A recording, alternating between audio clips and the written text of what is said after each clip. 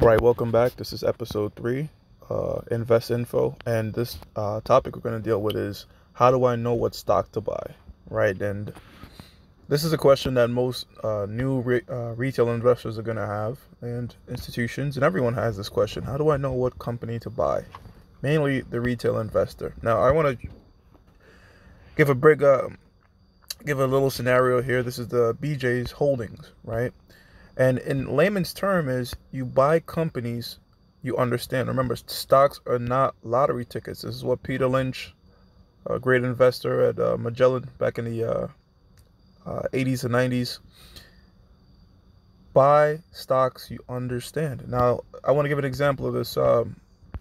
During that pandemic, I've traded BJ stock, and the reason I traded the BJ stock is because I worked with the company, right? So we bought call options, meaning I see the stock going up in the future, and out of the money call options, right? This is they were in the money call option, but they were leap options, meaning their expiration was January 2022, right?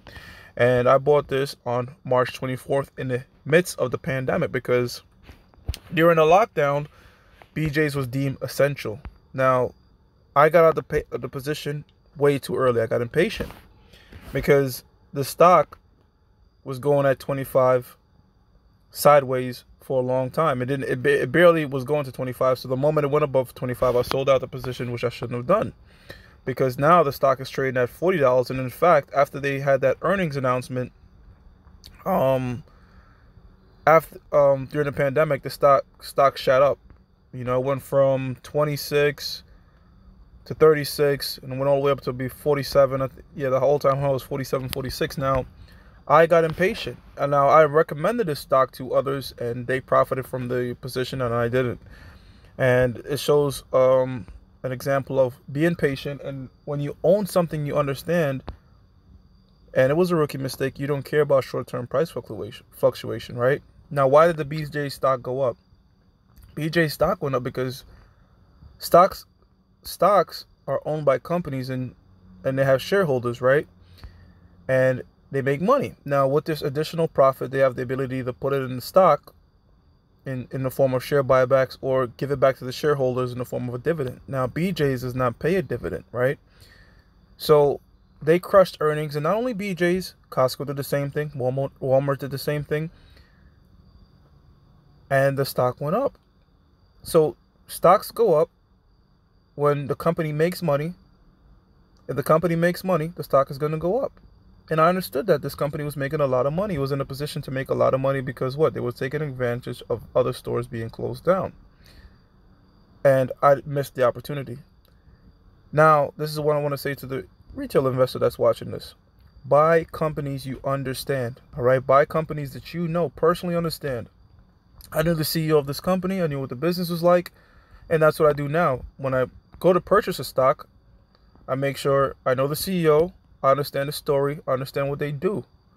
That way, if the price is going down, I'm not emotionally swayed to sell out. The only way I will sell out and move out the position is if the company fundamentally changes.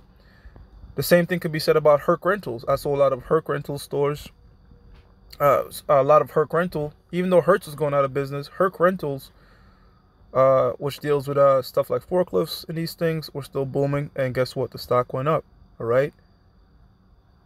So when you understand the stock that you own, you won't care about small term price fluctuation. You shouldn't be buying a stock because, oh, I think this is going to go up. Really. And in further lessons, you're going to see that really when we buy a position, we want the stock to go down, you know, at least in the short term, because we want to buy more of it. You know, if you're a gold bug, right now gold peaked at 2,000. Now it's dipping back down to 1,800.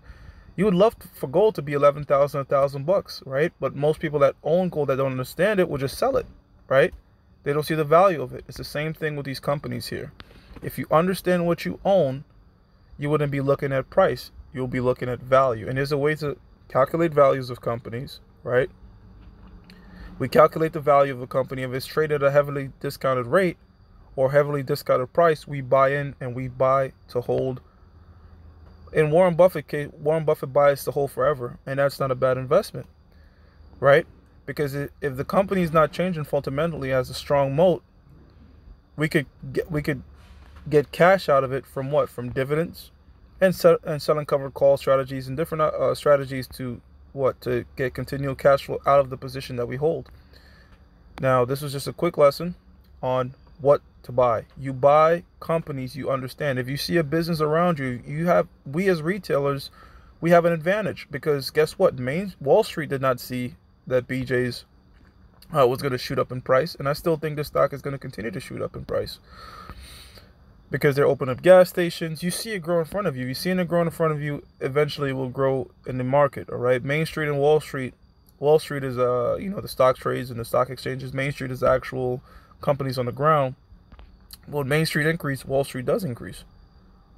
Okay, so it doesn't have to be BJ stock. You could be a construction worker and understand that you always get this certain steel company. You look into the steel company, you see that, wait a minute, they have an advantage, or is their price to value, what's the ratio? You could look all these things up. Peter Lynch said he made 20 times his money off Dunkin' Donuts. So you don't have. It's not about being super smart in investing. It's about buying ownership in companies you understand. So once you understand a business, whether you're close to an oil company, an oil drilling company, or you might be close to one of these retail outlets, or you might be in a construction field, or you might be a banker. In 2009, Chase fell from $50 to $15 during the crisis, right? If you had understood Chase's example, you would have held the position. But seeing a stock fall from 50 to 15, that will affect the minds of people that own the stock that don't understand what they own. Eventually, the stock now is trading at above $100. So if you'd have just held it, and in fact, you'd have been happy seeing it fall from 50 to 15, because you'd have been buying more. But it's easy. It's simple, but not easy, right? Just like losing weight. You work out and you watch your diet. Very simple, but not easy to do. It's the same thing about these stock investments. Right? It's simple. You buy it low and sell it high, but if you're in something you don't understand and you see a dip at 30, 40, 50%, would you sell it? If you understand what you own, you wait it out. If you don't, if you just bought it off of a rumor or hearsay or thinking it's just going to go up, then more than likely you'll sell out the position and sell at a loss. And when you sell, that's what solidifies the loss.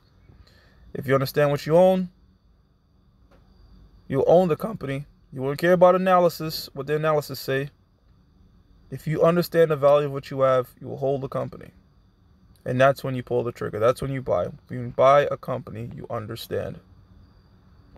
All right, and by the way, when it's trading at a heavily discounted price from its value. All right, that's episode 3, and I'll see you back with episode 4.